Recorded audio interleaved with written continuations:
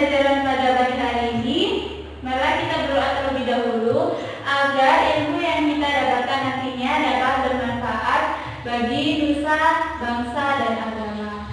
Berdoa dipersilakan. Berdoa selesai. Siapa yang tidak masuk pada pagi hari ini?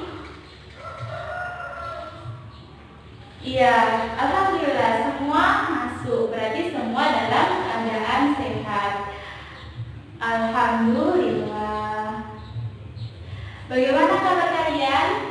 Tentu sehat ya, karena semuanya masuk. Coba kalian lihat di sekeliling kalian. Apakah kotor? Apakah ada sampah?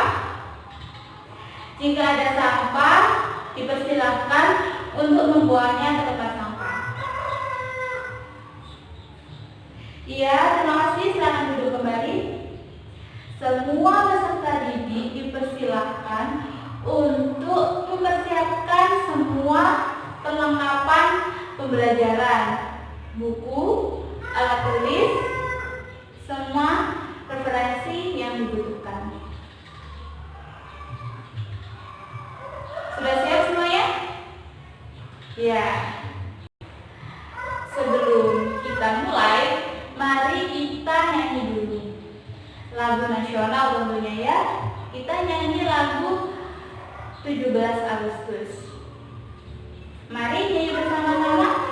1, 2, 3. 17 Agustus tahun 45, itulah hari kemerdekaan kita. Hari merdeka, nusa dan bangsa, hari lahirnya bangsa Indonesia merdeka. Tepuk tangan untuk kita semua. Terima kasih. Nah, siapa yang tahu pada pagi hari ini kita mau belajar apa?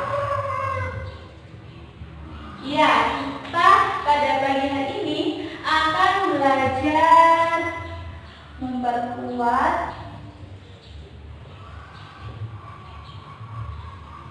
komitmen kebangsaan.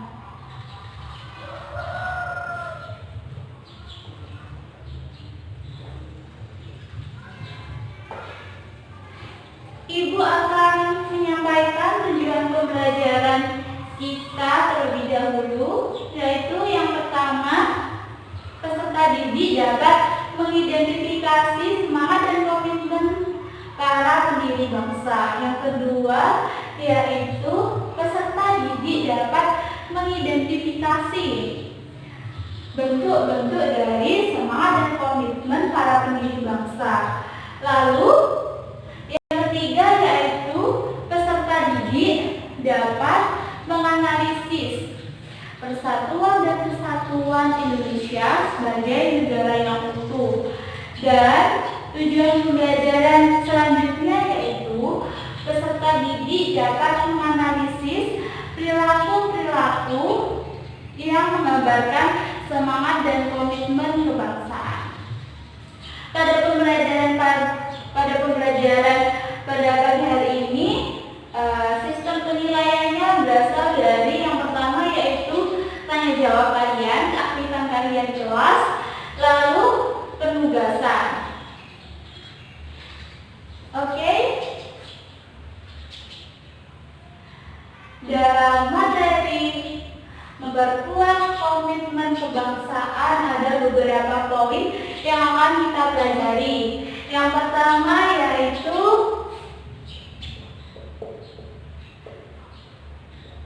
semangat dan komitmen para pendiri bangsa.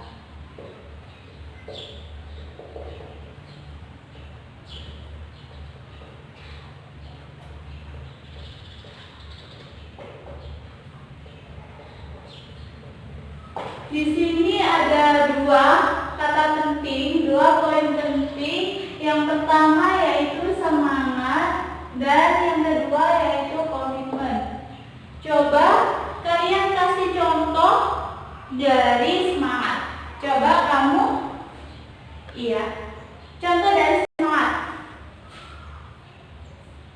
Semangat dalam belajar, iya bagus. Lalu kamu semangat dalam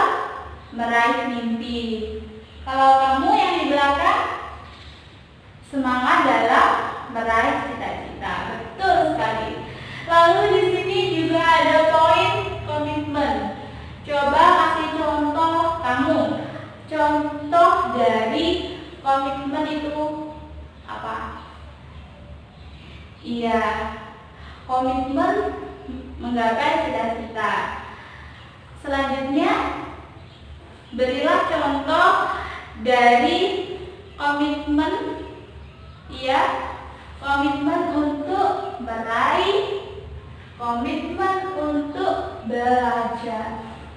Nah, apakah kalian tahu kerajaan Majapahit? Iya, betul. Kerajaan Majapahit adalah kerajaan yang besar, kerajaan yang punya kejayaan yang luar biasa. Dan kerajaan Majapahit ini adalah cikal bakal dari Indonesia. Kerajaan Majapahit di sini mempunyai patih yang luar biasa, yaitu Patih Gajah Mada.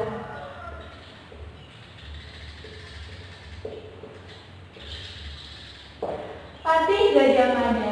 Patih Gajah Mada ini patih yang luar biasa terkenal. Beliau mempunyai wibawa, beliau mempunyai kejayaan yang luar biasa. Apalagi beliau mempunyai sumpah, yaitu Sumpah Palapa. Siapa yang tahu isi dari Sumpah Palapa? Coba kamu. Ya, Patih Gajah Mada tidak akan berhenti sebelum dapat mempersatukan Indonesia. Benar sekali. Dan Sumpah Palapa ini itu menggambarkan semangat dan komitmen yang dimiliki Patih Gajah Mada.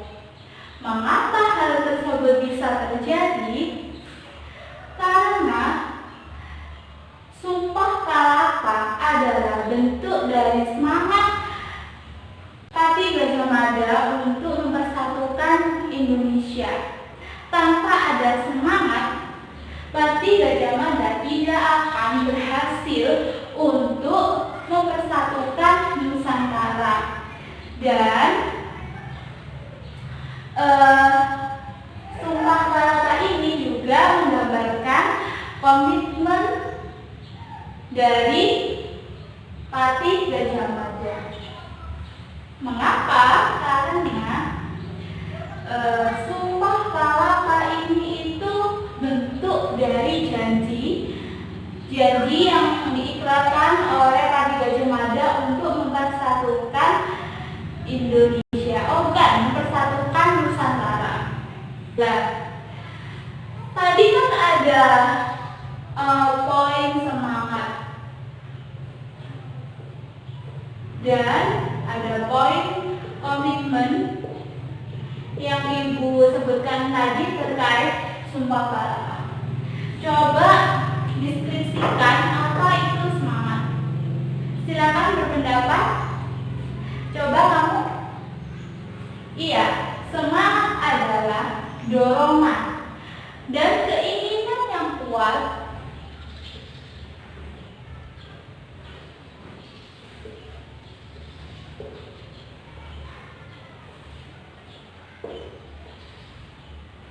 yang dimiliki manusia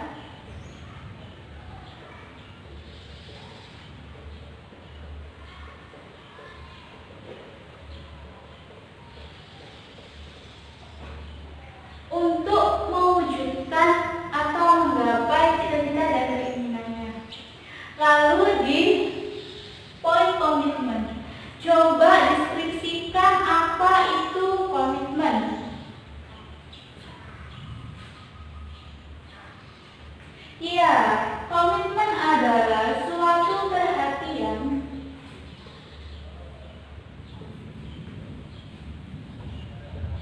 yang dimiliki oleh manusia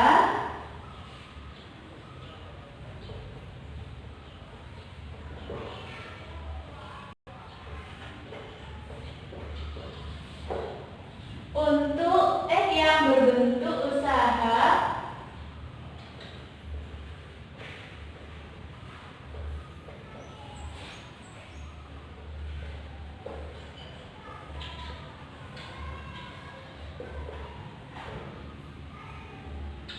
untuk mewujudkan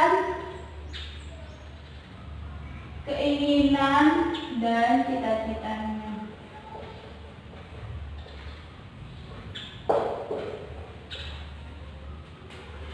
Semangat dan komitmen ini tidak hanya dimiliki oleh Kaki Gajah Mada saja, tapi para pendiri bangsa atau Founding juga memiliki semangat dan komitmen, khususnya yaitu semangat dan komitmen untuk menggapai kemerdekaan.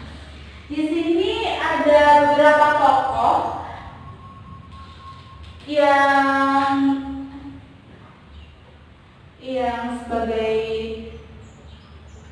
dipilih sebagai contoh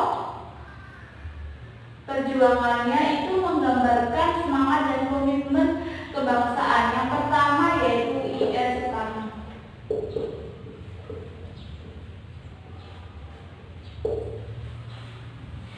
Iya, ada pertanyaan? Ya, mengapa Ibu memilih I.R. Soekarno? Padahal banyak sekali tokoh-tokoh yang mempunyai semangat dan komitmen untuk menggapai cita-cita. Kenapa kok I.R. Soekarno? Yang pertama, I.R. Soekarno itu presiden pertama. Yang kedua, I.R. Soekarno ini penggagas kemerdekaan. Dan I.R. Soekarno ini mempunyai peran yang besar dalam mewujudkan kemerdekaan. I.R. Soekarno ini lahir di Blitar, Jawa Timur, dan sekolah SD di Indikos Haji Umar Said Cokroaminoto. Lalu setelah lulus SD, beliau melanjutkan pendidikannya di HBS. Setelah lulus di HBS, beliau melanjutkan pendidikannya lagi di DHS. DHS ini sekarang dinamai atau kita kenal sebagai Institut Teknologi Bandung. Dan I.R. Soekarno ini mendapatkan gelar insinyurnya juga dari THS tersebut. Selama di Bandung, I.R. Soekarno ini membentuk organisasi. I.R. Soekarno ini bergabung dengan beberapa organisasi. Dan Belanda ini melihat aktivitas I.R. Soekarno ini dapat membahayakan Belanda. Oleh sebab itu, I.R. Soekarno ini dibuang, diasingkan ke Flores.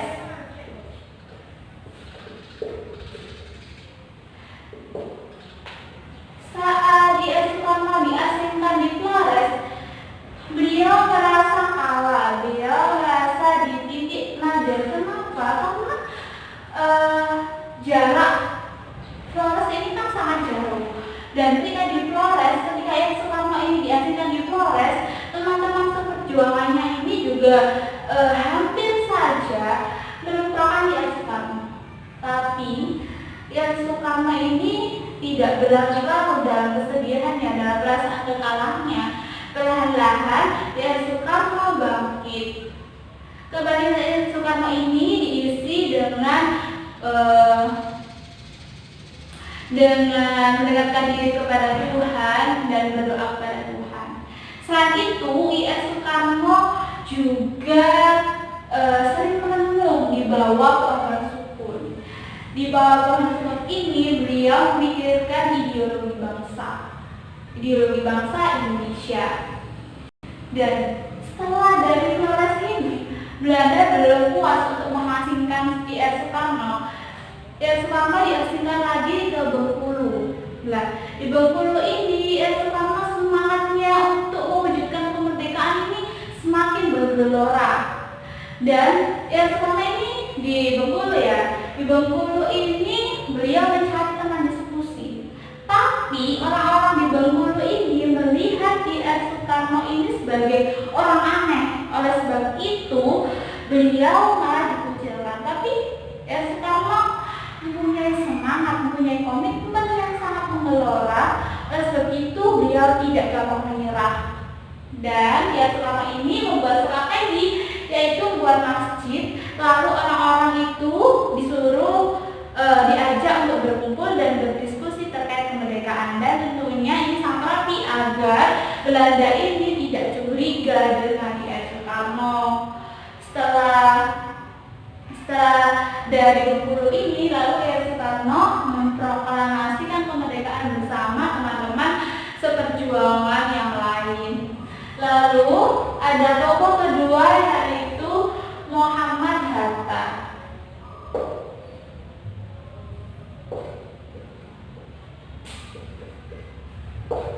Muhammad Hatta adalah Bapak Koprasi, wakil presiden pertama. Nasibnya itu tidak jauh berbeda dengan T.R. Soekarno. Muhammad Hatta ini sering sekali diasingkan karena aktivitasnya itu dapat mengancam Belanda. Tapi Muhammad Hatta ini juga seperti T.R. Soekarno mempunyai semangat dan komitmen yang kuat untuk mewujudkan kemerdekaan. Lanjutkan pada materi selanjutnya, pada poin selanjutnya yaitu bentuk-bentuk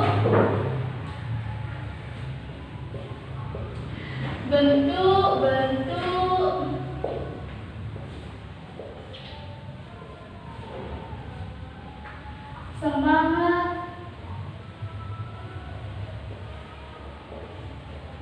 dan komitmen para pendiri bangsa.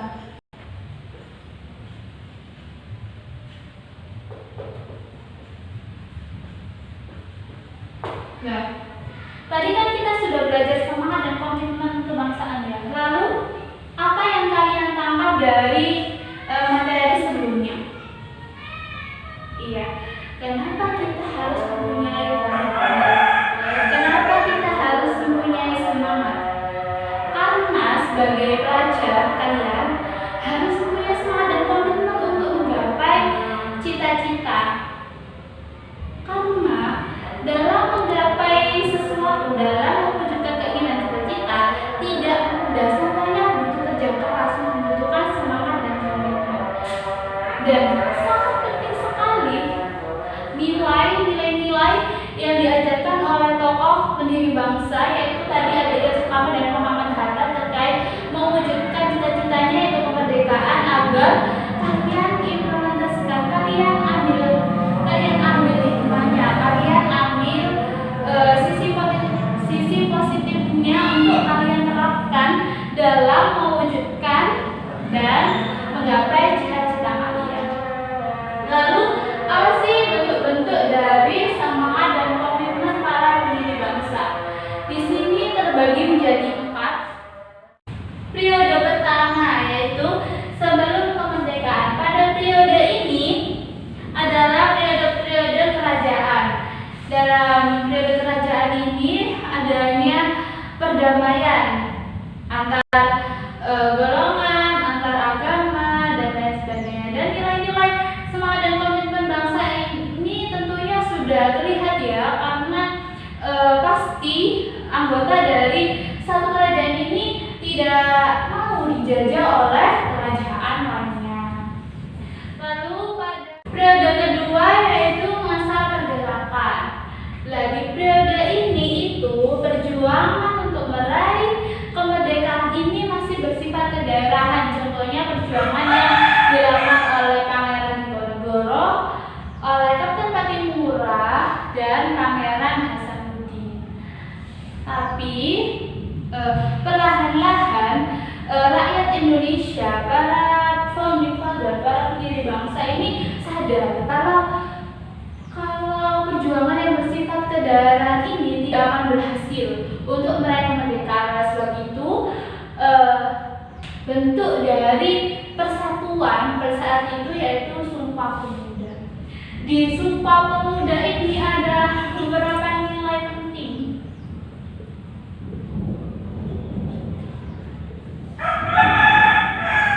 Yang timbul dari para pemuda, dari para tokoh perjuangan, yaitu nilai tidak ingin dijajah, nilai harga diri, nilai menjunjung martabat,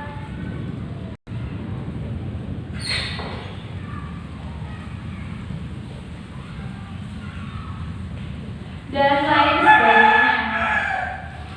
Nilai-nilai ini yang membuat para pendiri bangsa, para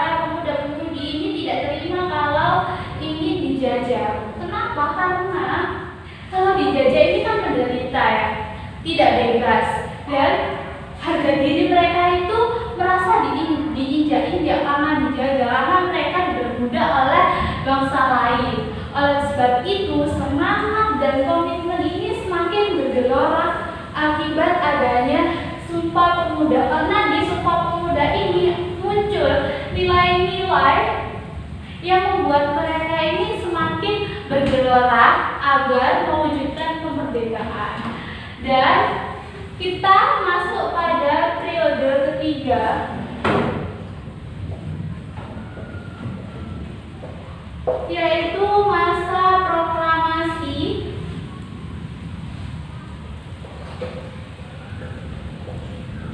Masa proklamasi atau masa kemerdekaan ya. Masa kemerdekaan. Dan perang kemerdekaan.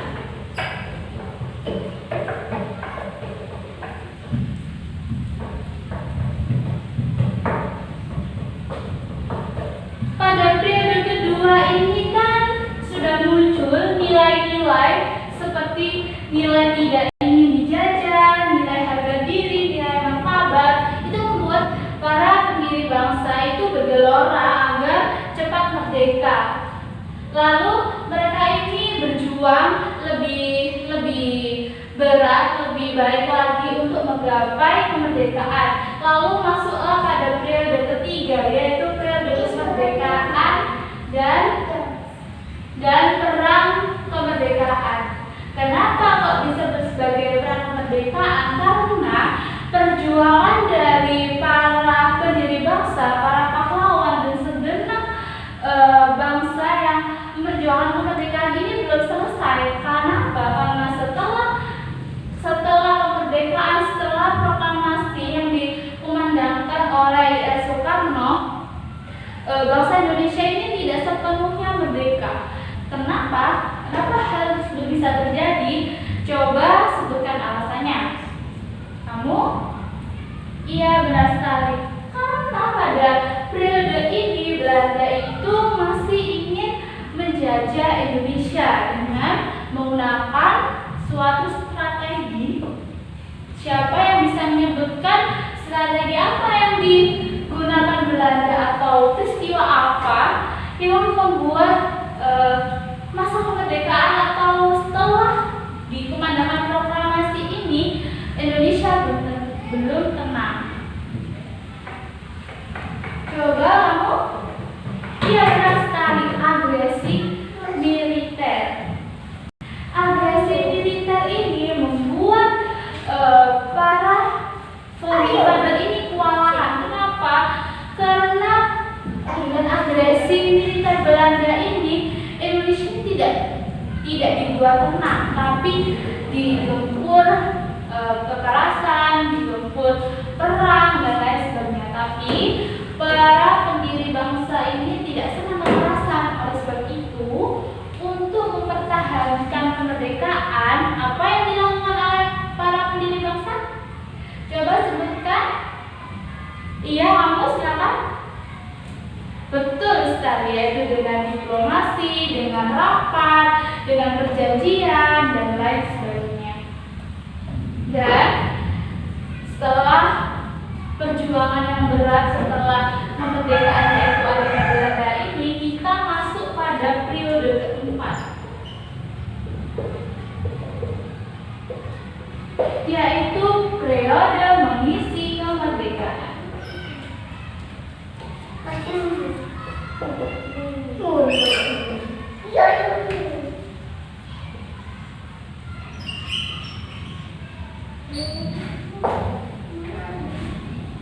Pada periode mengisi kemerdekaan ini, memang benar kalau Indonesia sudah merdeka sepenuhnya karena sudah diperjuangkan oleh para pendiri bangsa pada periode ketiga ini.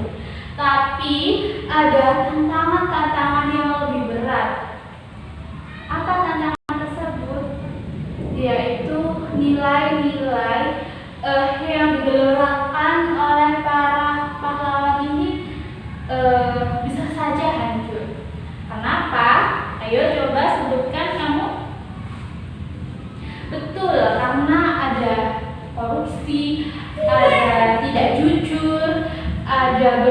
seenaknya sendiri, mengeksploitasi kekayaan alam yang dimiliki Indonesia, dan lain sebagainya. Oleh sebab itu, kita harus terus menggelorakan nilai-nilai dan semangat serta komitmen para pendiri bangsa agar kita selalu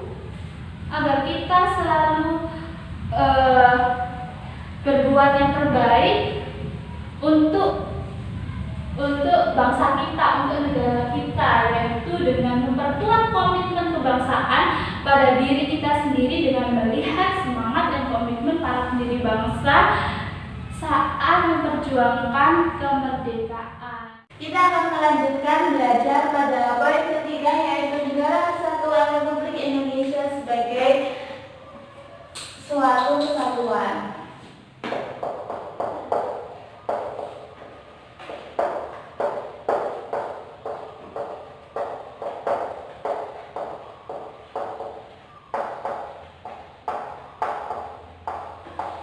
Nah, kesatuan ini dibagi menjadi 4 bagian.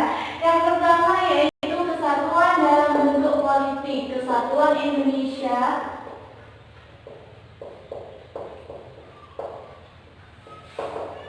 secara politik.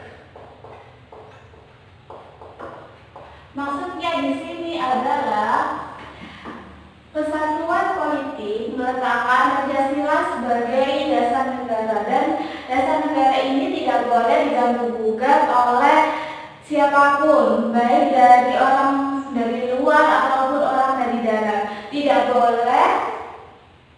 Tidak boleh mengotak-atik dasar negara kita, karena dasar negara kita ini telah disesuaikan untuk semua golongan, semua agama, dan semua yang ada di Indonesia. Secara psikologis,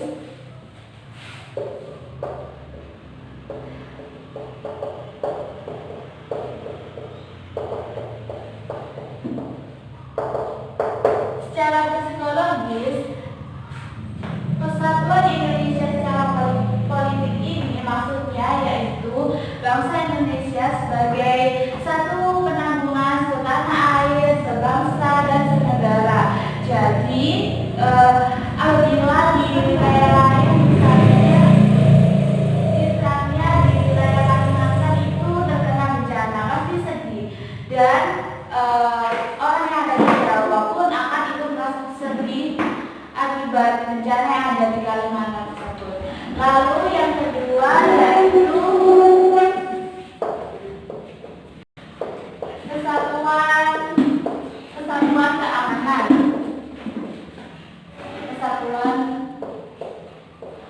Kesatuan Indonesia secara keamanan.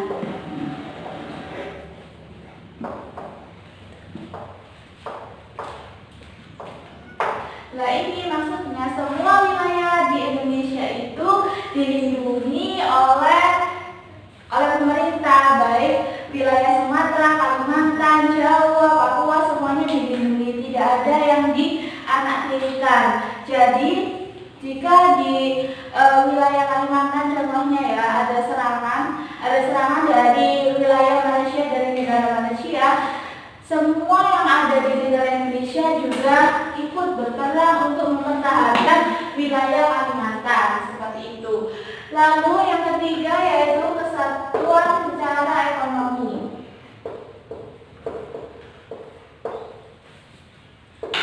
Kesatuan Indonesia secara ekonomi.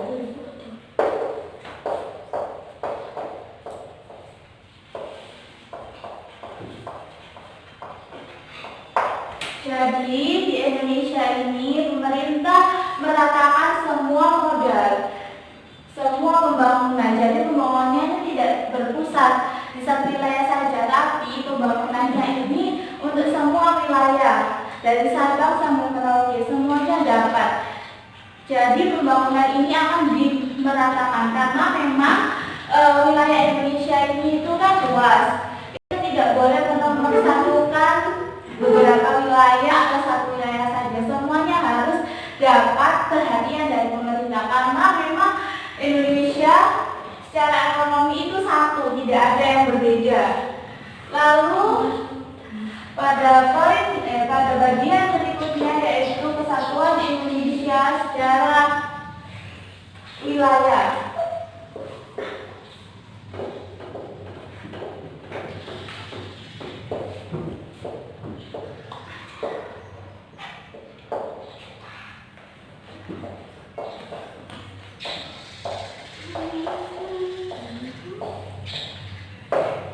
Jadi dari Sabang sampai Merauke merupakan satu kesatuan wilayah negara Indonesia.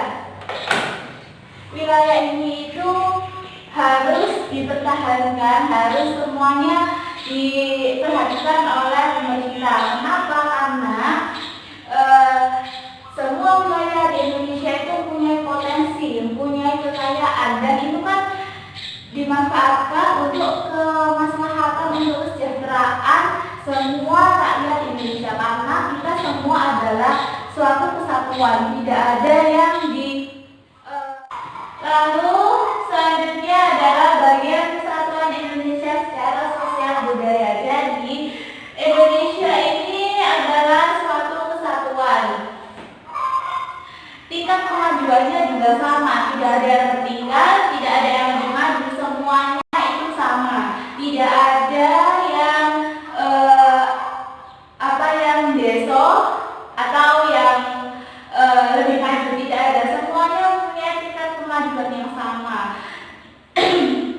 Dan di Indonesia ini kan banyak keberagaman, banyak suku, banyak golongan, banyak etnis, banyak budaya. Nah, itu semua itu bukan perbedaan, semuanya itu dijadikan modal untuk Indonesia sebagai suatu kesatuan, seperti itu. Lalu kita akan melanjutkan pada poin selanjutnya, yaitu perilaku yang mencerminkan semangat dan komitmen kebangsaan.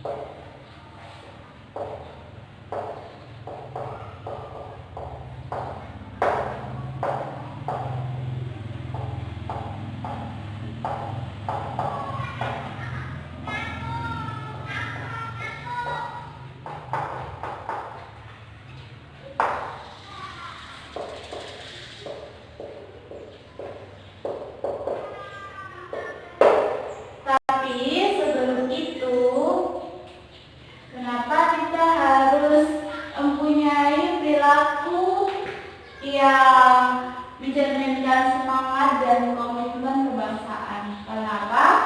Ada yang bisa menjelaskan? Iya, betul sekali. Memang kita hidup di Indonesia. Kita adalah suatu kesatuan. Kita lihat saja di bagian poin pertama ya, semangat dan komitmen para pendiri bangsa. Para pendiri bangsa seperti R. Soekarno dan Muhammad Hatta, walaupun banyak rintangan, walaupun banyak cobaan dari Belanda, tapi beliau-beliau ini masih terus bersemangat dan punya komitmen yang sangat kuat untuk mewujudkan cita-cita, yaitu kemerdekaan Indonesia. Lalu ditambah lagi setelah kemerdekaan ada lagi cobaan, ada lagi rintangan, yaitu Belanda yang ingin menguasai Indonesia kembali. Tapi para pendiri bangsa ini tidak bentar, tetap punya semangat dan komitmen untuk kemerdekaan Indonesia. Jadi kita sebagai bangsa Indonesia yang telah merdeka, kita harus meniru semangat dan komitmen. Kita harus selalu menggelarakan nilai 45. Teruntuk kalian para pelajar ya, kita harus mengimplementasikan, kita harus mengamalkan semangat dan komitmen atau nilai 45 yang digambarkan, dimiliki oleh para pendiri bangsa. Karena kita pada hakikatnya semua orang ya, bukan hanya pelajar, dalam meraih kesuksesan, dalam mewujudkan cita-cita dan keinginan muda. Semuanya itu harus mempunyai kerja keras, dan itu pun harus punya semangat dan komitmen. Tanpa semangat, tanpa dorongan hati atau keinginan yang kuat, keinginan atau cita-cita tersebut tidak akan tercapai.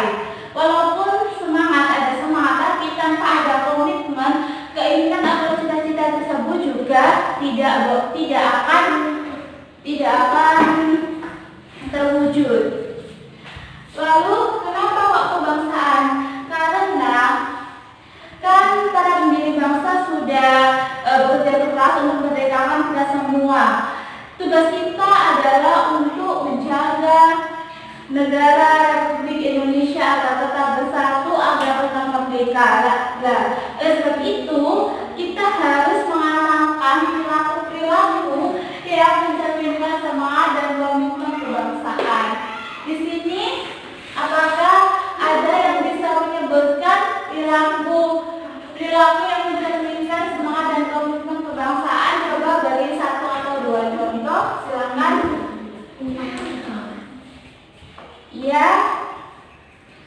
Iya, betul sekali.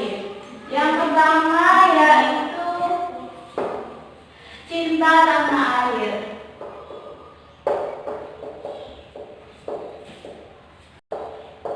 Cinta tanah air itu sebuah perilaku yang mencerminkan semangat dan komitmen kebangsaan. Mengapa? Dengan cinta tanah air, apabila kan tugas kita tadi itu menjaga kemerdekaan, menjaga persatuan. Tanpa ada cinta tanah air, apabila ada serangan dari luar, baik secara fisik maupun secara budaya dan lain sebagainya, kalau kita tidak punya cinta tanah air, Indonesia akan buyar. Lalu sikap selanjutnya yaitu rela berkorban.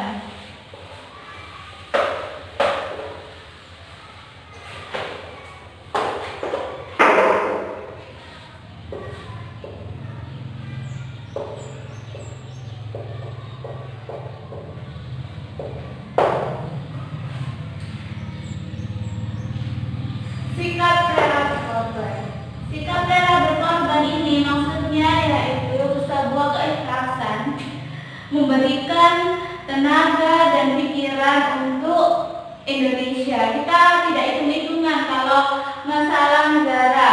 Kita tidak boleh menilai tenaga dan pikiran kita dengan uang. Semuanya harus kita ikhlaskan demi persatuan dan kesatuan bangsa. Sikap selanjutnya yaitu membina persatuan dan kesatuan. Membina persatuan dan kesatuan ini harus kita membinanya dimanapun kita berada, baik di sekolah, di masyarakat, di keluarga, ataupun dalam lingkup berbangsa dan bernegara. Kita tidak boleh hanya membinanya di salah satu tempat saja, seperti hanya di sekolah ataupun hanya di keluarga. Namun kita harus membinanya dimanapun kita berada. Oke, pada hari ini kita telah mempelajari 4 poin utama. Yang pertama yaitu semangat dan komitmen para pendiri bangsa. Lalu yang kedua yaitu bentuk-bentuk semangat dan komitmen para pendiri bangsa. Yang ketiga yaitu Negara Kesatuan Republik Indonesia sebagai suatu kesatuan. Dan yang keempat poin keempat yaitu perilaku yang mencerminkan semangat dan komitmen kebangsaan. Lalu siapa yang dapat menyimpulkan pembelajaran kita pada pagi hari ini? Ya, terima kasih. Jadi kesimpulan untuk pembelajaran kita pada pagi hari ini yaitu para pendiri bangsa yang kita ambil tokohnya yaitu Soekarno dan Muhammad Hatta mempunyai semangat dan komitmen yang sangat kuat untuk mewujudkan cita-citanya memerdekakan Indonesia. Lah, bentuk-bentuknya semangat dan komitmennya itu terdiri dari beberapa periode. Yang pertama yaitu periode sebelum kemerdekaan, periode kedua yaitu periode masa pergerakan, yang ketiga yaitu periode kemerdekaan dan perang kemerdekaan, dan lalu kemudian yang keempat yaitu periode mengisi kemerdekaan, lalu persatuan dan negara Republik Indonesia sebagai suatu kesatuan, yaitu kesatuannya terdiri dari 4 bidang, yaitu yang pertama yaitu dalam politik, kedua wilayah, ketiga ekonomi, keempat sosial budaya, lalu selanjutnya yaitu wilayah. Lalu poin keempat kita berbicara terkait perilaku yang mencerminkan semangat dan komitmen kebangsaan yang meliputi beberapa sikap. Yang pertama yaitu tadi sikap cinta tanah air, yang kedua yaitu sikap apa tadi yang kedua? Membina persatuan dan kesatuan, benar sekali. Dan sikap yang ketiga yaitu rela berkorban. Lalu dari pembelajaran kita pada pagi hari ini, apakah ada yang belum paham? Bisa ditanyakan kepada saya. Silahkan yang mau bertanya. Baiklah, nampaknya pembelajaran yang Ibu sampaikan pada pagi hari ini sudah sangat jelas, sehingga kalian tidak bertanya. Terima kasih atas partisipasi kalian. Materi yang kita pelajari pada minggu depan adalah norma.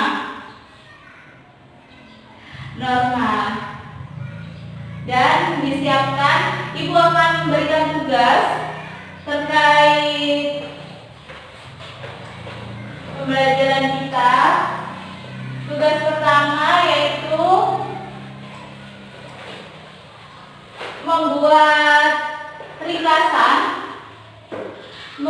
ringkasan terkait materi kita dengan kata-kata sendiri. Dan yang kedua yaitu membuat PPT terkait materi kita. Demikian, terima kasih. Mari kita berdoa terlebih dahulu untuk